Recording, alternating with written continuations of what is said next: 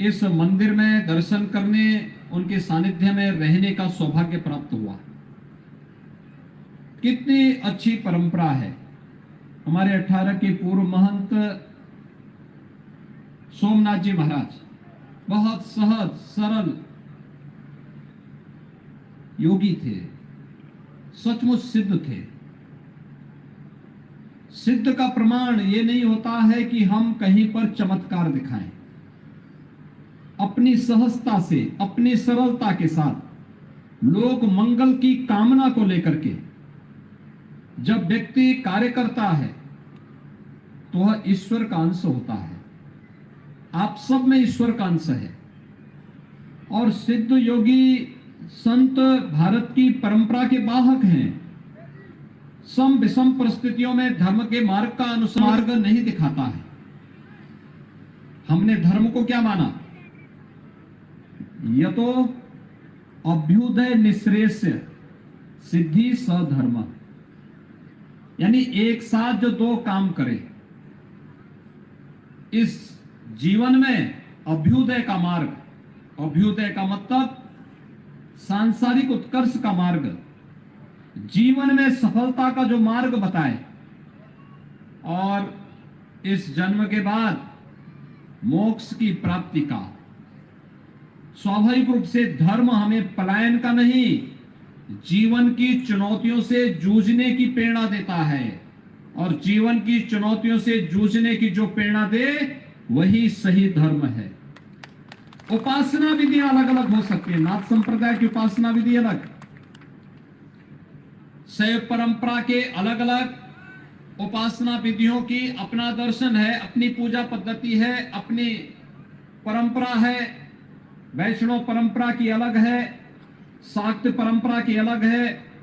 अलग अलग परंपराएं होंगी, लेकिन सबका लक्ष्य एक ही है। और लक्ष्य एक ही है, लोक कल्याण का। सबका एक ही उद्देश्य है, सर्वे भवन्तु सुखिनः सर्वे सन्तु निरामया का। और इसलिए धर्म के मर्म को समझने के लिए केवल भारतीय मनीषा ही धर्म के महत्व को समझ सकता है। भारत का नागरिक ही, भारत का श्रद्धालु ही धर्म के मर्म को समझ सकता है। और इसलिए विद्वानों ने यही बात तो कही कि धर्मस्य तत्त्वम् निहितेन गुहायाम महाजन एन गतः स पंथा, यानी महापुरुषों के द्वारा बताया गया मार्ग ही सर्वोत्तम मार्ग है, जो आपके कल्याण का भी, लोक कल्याण का भी और राष्ट्र कल्याण का मार्ग है। वही सबसे अच्छा धर्म का मार्ग है। और इसलिए उस मार्ग का अनुसरण करना, उस मार्ग पर चलना। इतनी बड़ी संख्या में आप सब आज इस धार्मिक आयोजन में आए हैं। मुझे बहुत अच्छा लगा यहाँ पर अपने 18 के पूर्व महंत श्री सोमनाथ जी महाराज का, ब्रह्मलीन सोमनाथ जी महाराज की मूर्ति के अनावरण के कार्यक्रम को आज यहाँ पर हमें करने का सौभाग्य प्राप्त हुआ है। इसी दिव्य स्थान में उनके पूज्य गुरुदेव का, उनकी गुरु परंपरा की मूर्तियां स्थापित है और यहीं पर उनकी भी मूर्तियों की स्थापना की गई है। स्थान बहुत दिव्य है, बहुत सुंदर है। आप सभी श्रद्धालुओं का सहयोग ऐसे ही मंगलनाथ जी महाराज को भी प्राप्त होते रहना चाहिए, क्योंकि ये परंपराएं तभी आगे बढ़ती हैं, आगे बढ़नी चाहिए। दूसरा, जब आप अच्छे लोगों का सहयोग करते हैं तो उसका लाभ भी देश को प्राप्त होता है, समाज को प्राप्त होता है, गांव को प्राप्त होता है। याद करिए, अगर देश ने 2014 में मोदी जी को देश का प्रधानमंत्री नहीं बनाया होता तो क्या होता? देश के अंदर अराजकता हो गई होती। कभी पाकिस्तान आंख दिखाता, कभी चीन आंख दिखाता, कभी नक्सलवादी आंख दिखाते, कभी कश्मीर में जो उग्रवादी लगातार अव्यवस्था फैला रहे थे, कभी आंख फैलाते, धर्म को पूरी तरह नष्ट करने पर उतारू होते।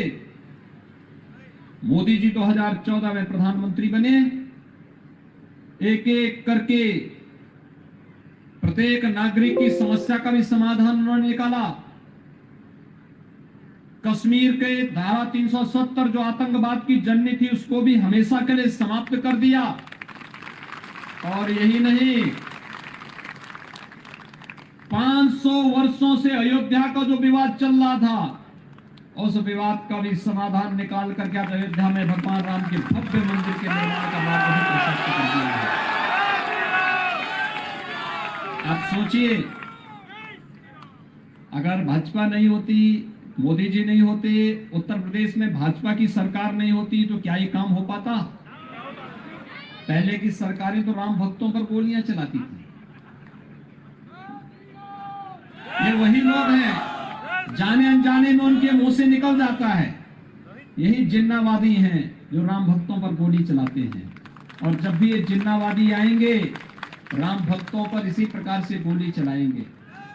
लेकिन अब राम भक्तों पर गोली नहीं चलेगी, अब आतंकवादियों पर गोली चलेगी, देशद्रोहियों पर गोली चलेगी, भारत विरोधी और भारत के नागरिकों पर, निर्दोष नागरिकों पर हमला करने वालों पर गोली चलेगी। भारत के नागरिकों पर नहीं, भारत के श्रद्धालुओं पर नहीं, राम भक्तों पर नहीं, कृष्ण भक्तों पर नहीं। और यही तो आज का नया संदेश है। हम सबको धर्म के मार्ग का अनुसरण करना होगा, जो लोक कल्याण का माध्यम बने, सदाचार और नैतिक मूल्यों का आग्रही बने। इन पूज्य संतों का यही संदेश है और यही संदेश इस मठ से जुड़े हुए पूर्व जो श्री महंत थे, जो योगी थे, उन सबका यही संदेश है। और हरियाणा की धरती तो वैसे भी धर्म की धरती है। और आज तो मैं एक बात के लिए आपको और बधाई देता हूं, हरियाणा का दिवस भी है। आज ही के दिन हरियाणा का गठन हुआ था, तो हरियाणा को उसके गठन पर बधाई। आप सभी हरियाणा वासियों को, प्याला कुटी से जुड़े हुए सभी श्रद्धालु जनों को, सभी भक्तों को मैं इस अवसर पर ढेर सारी बधाई देता हूं। और 3 दिन के बाद दीपावली का पर्व भी आ रहा है।